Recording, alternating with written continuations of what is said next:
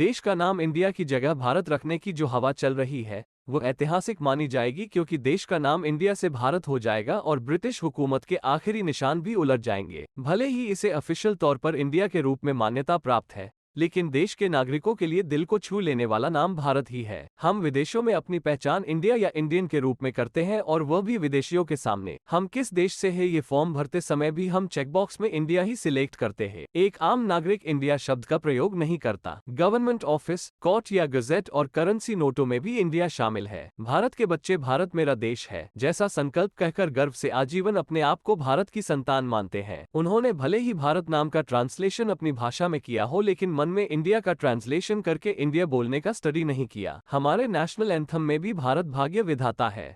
Musical बंद global conferences या ceremonies में भारत के राष्ट्रगान का केवल हिंदी संस्करण प्रस्तुत करते हैं। भारत के नागरिकों से लेकर अपने प्राणों की आहुति देने को तैयार सैनिकों तक को भारत माता की जय बोलकर प्रोत्साहित किया जाता है। अगर कोई दूसरा नारा दिल से निकलता है तो वो है जय हिंद। जय भारत भी सत्य है। जननी जन्मभूमि और वंदे मातरम जैसी राष्ट्रीय पहचान साहित्य जगत की काव्य या गद्य कृतियों में देशभक्ति और राष्ट्रभक्ति की भावना जगा सकती है। हमारी फिल्मों के गानों में भारत छाया हुआ है। फिल्म सिकंदर ए आजम का गाना जहां डाल डाल पर सोने की चिड़िया करती है बसेरा, वो भारत देश है मेरा, राजेंद्र कृष्ण द्वारा लिखित और रफी द्वारा गाया गया गाना हर 2 या 3 दिन में शाम को जयमाला पर प्रसारित होता है। जो पीढ़ी इसे सुनकर बड़ी हुई है उसमें भारत का नागरिक होने का विचार जागृत होता है। उनकी रोम रोम में भारत की गूंज सुनाई देती है।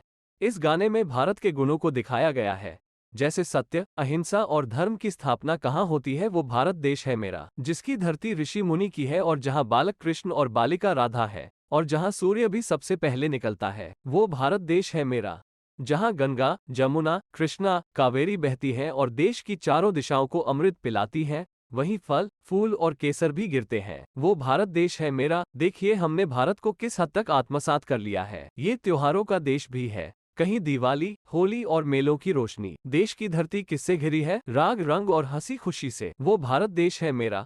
और आइए नजर डालते हैं गाने के आखिरी छंद पर, जहां मंदिर और शिवालय आकाश से बातें करते हों, जहां सारी हरियाली स्वच्छंद विचरण कर सके। सुबह शाम बांसुरी की ध्वनि से भी प्रेम की धारा प्रवाहित होती है।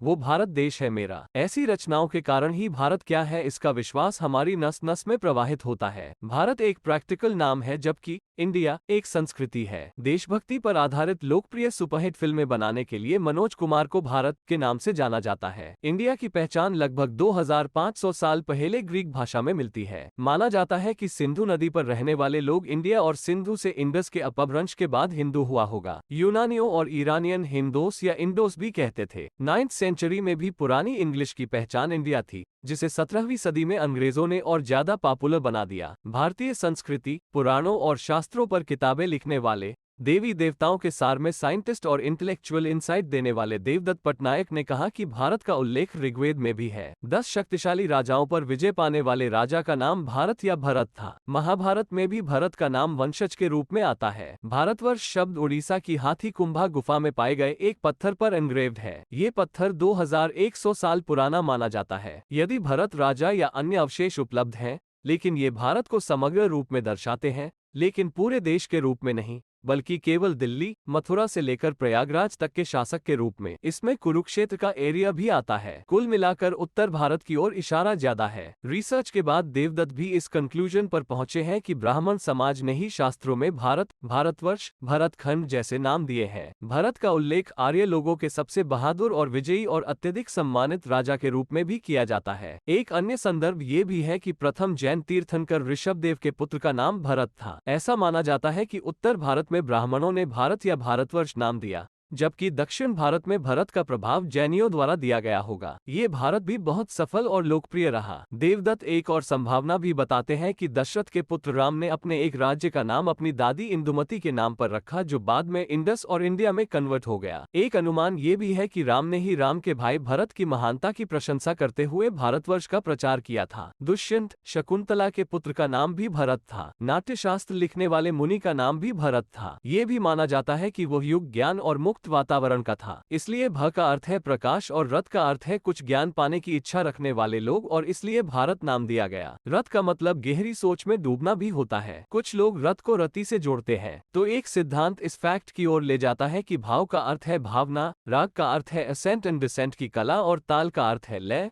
उस एरिया के लोग ज्ञान के साथ एक उत्सव की तरह जीवन का आनंद लेते थे। इतिहासकार संजीव सान्याल के अनुसार वैदिक काल से ही भारत भी एक सामान्य नाम रहा है। आज भी हरियाणा के नजदीक भरत नामक जनजाति रहती है। वे खुद को सप्तसिद्धू की संतान के रूप में पहचानते हैं। उन्होंने सदियों पहले अन्य राजाओं द्वारा पराजित सभी आदिम जनजातियों को जोड़कर एक बड़ी सेना बनाए। इस प्रकार बना विशाल क्षेत्र भारत था, और वे लोग स्वयं को भारतीय कहते थे। संजीव सान्याल कहते हैं कि अब भारत नाम ब्राह्मण समाज ने दिया, फिर यह उत्तर भारत हुआ या दक्षिण भारत, ये बहस का सब्जेक्ट है। हमने पहले ही देखा कि स्वतंत्र भारत के नागरिकों ने भारत को ही आत्मसात कर लिया है। ऑफिशियल तौर पर यदि भारत का नाम हर स्तर पर लिया जाए तो यह एक ऐतिहासिक माना जाएगा। वीरेंद्र सहवाग पहले ही कह चुके हैं कि भारत को वर्ल्ड कप में इंडिया की जगह भारत लिखी जर्सी के साथ खेलना चाहिए। ये सुनना भी दिलचस्प होगा कि कैसे अंग्रेजी में कमेंट्री करने वाले फॉर्मर इंग्लिश प्लेयर इंडिया की जगह भारत कहने से कतराते होंगे, और कैसे भारत के समर्थन में मैच देखने वाले दर्शक अब